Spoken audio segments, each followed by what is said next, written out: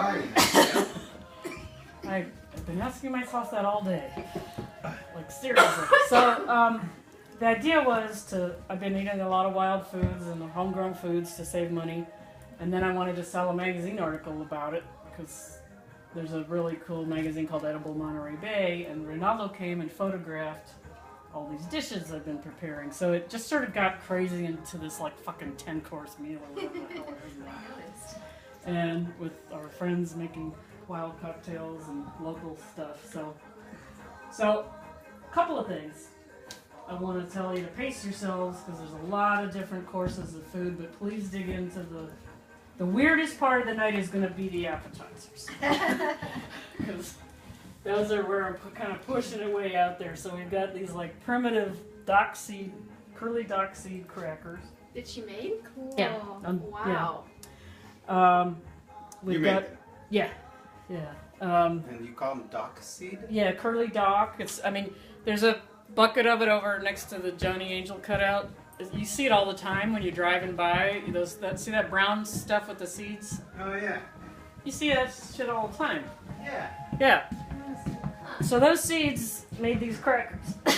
Wow. So you ground them up? Yeah. Made flour out of it? Yeah, you just ground them in the blender. Dang. Yeah, and then there's like wild fennel and stuff on these, and these are sort of an onion powder, paprika thing, so. Wow. Well, how do you know that's okay to eat? Because With those things. people have been eating them for thousands of years, so here's the thing. She researches. Plus, I've been eating wild food since I was 14 years old. Yule Gibbons, the famous wild food guru, I grew up in Pennsylvania. Like, he was around everywhere. I so wish Dione wasn't missing this speech. This is so great. He was so into It's this. been recorded. Oh, cool. Okay, so We'll make him listen to it. I want to give you a quick tour of the appetizers Okay. because, like I said, this is the weirdest shit. And then also I want to ask you guys to do something for me during the dinner. So we've got Barrios homegrown, these guys, sun-dried tomatoes, and then there's dried kelp here, just kind of as an accent. Don't eat the lichens, they're just there for decoration. Don't eat the coffee table. These are Sicilian style marinated mushrooms, oyster mushrooms, and hen of the woods.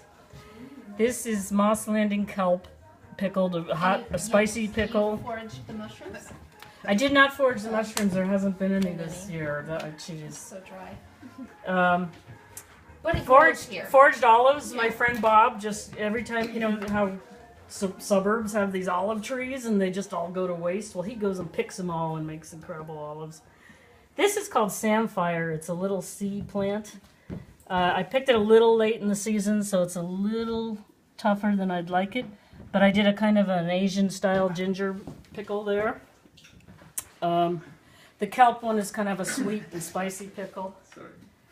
This is homemade ricotta cheese with loquat syrup from our loquats here, and just rose petals and black walnuts that I foraged those.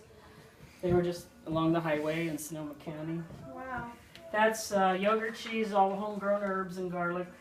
Looking for the garlic. And Sierra pine nuts that I did not pick, but I bought them because I really thought, most pine nuts in this country come from China, and that's like not right.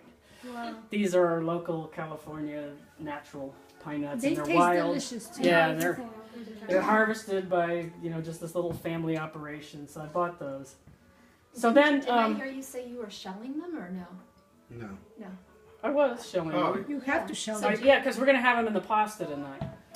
If you see the dishes there, so there'll be some of these pine nuts. But you can just crack them with your teeth and eat them. Right? Pound them with the molcajete while you're watching PBS. That's what I do. Watched a lot of The PBS. Food Channel. So the thing is, and I'm going to wrap this up now. Besides thanking our wonderful bartenders who have these menus, so they'll be taking orders, I guess, and we'll be able to enjoy some cool wild stuff there too. Victor's got a kick-ass prickly pear juice cocktail. And when you see tuna on here, that's not fish. That's prickly pear fruit. It just happens to be the same word in Spanish. Anyway, so this is, like I said, this is kind of the weirdest part. So please, I hope you do try everything or almost everything, and pace yourself because there's a lot of different dishes coming. And so what I wanted to ask you guys is, I've been trying to figure out what is so cool about foraging. Because, I mean, I love doing it, and I don't know if it's just because it's fun to get something for free, but also there's like a story behind everything. Like this kelp, you know, that was the day that, you know, the three of us went to Moss Landing Beach, and you guys jumped in the ocean like you crazy people that you are. And I'm just standing there on the beach with Victor, picking up seaweed, and I'm like, oh, this will come in handy for something.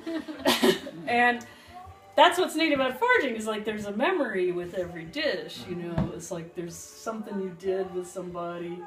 All of you have been part of this. You haven't yet, but you will. But you all have been part of the harvesting of these things. You guys were there catching crayfish. You set the crayfish trap. She's tasted everything. I've been cooking for months. That's been nice. Well, sometimes. But she's been the guinea pig. And Eddie foraged the flowers, too. Nice. And my cousin Pete foraged the firewood. So we're like super foragers here. But I wanted to just kind of have you guys think about her. Foragers or foragers? Foragers, not foragers. I'm good at that too. Very good. Yeah, I'm not being modest. YouTube people is not true. Oh yeah, yeah. But if you could sort of think about what is it that's, because I'm having a hard time defining for this story I want to write. What is it that's good and cool about growing your own food, about foraging, about throwing stuff together like this that's, you know, from nature, you know. Part of it's being out in nature and you just find these wonderful surprises. But I'm really having a hard time kind of pinning it down. So if you guys have any thoughts about that during dinner, I'd love to hear them.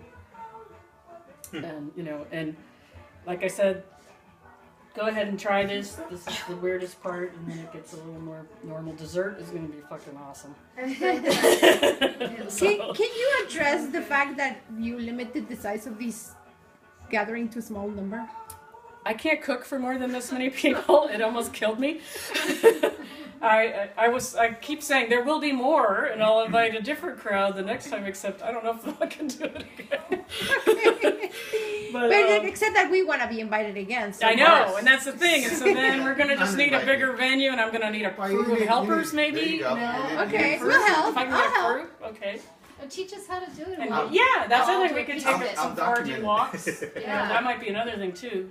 I'd love to do. Oh, Good. from trail to They're so plate. good. Yeah, trail to plate. Yeah. These are delicious. Okay. Aren't they? The I know. crackers. I love, oh, I thought you were talking about pine nuts. Oh, the crackers. That's pretty good.